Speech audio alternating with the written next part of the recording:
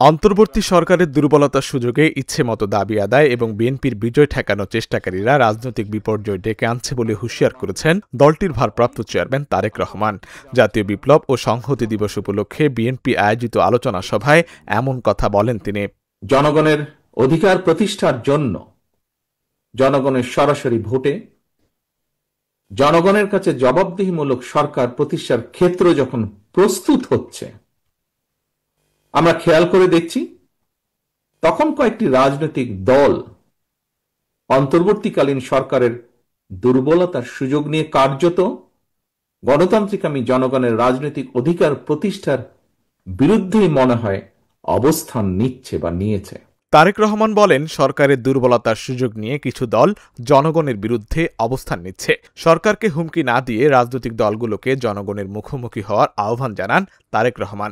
এ সময় দেশের বেশ কিছু অসঙ্গতি তুলে ধরে গণভোটের অপ্রয়োজনীয়তা ব্যাখ্যা করেন। ফ্যাসিবাদ পতনের আন্দোলনে ছাত্র, জনতা, নারী, পুরুষ, কৃষক, শ্রমিক, সকল শ্রেণী পেশার মানুষ কেন রাজপথে সেদিন নেমে এসেছিলেন আমাদের জানা থাকা দরকার।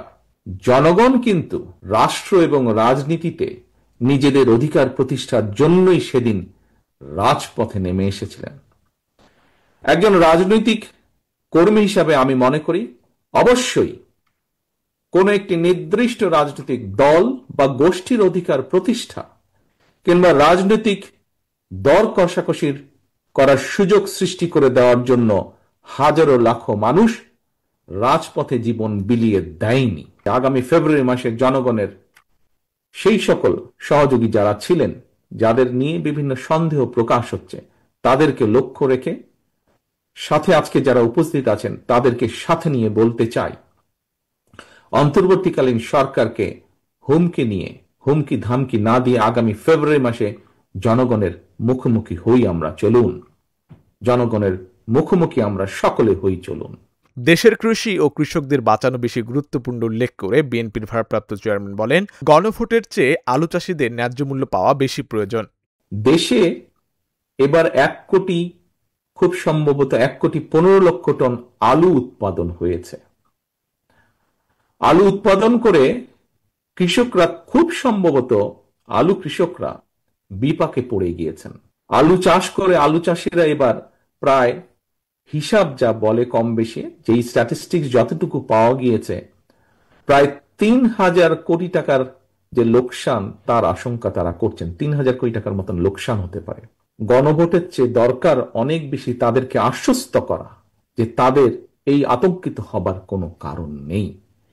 তাদের কাছে এই আতঙ্কটি বোধহয় গণভোটের চেয়ে অনেক বেশি গুরুত্বপূর্ণ।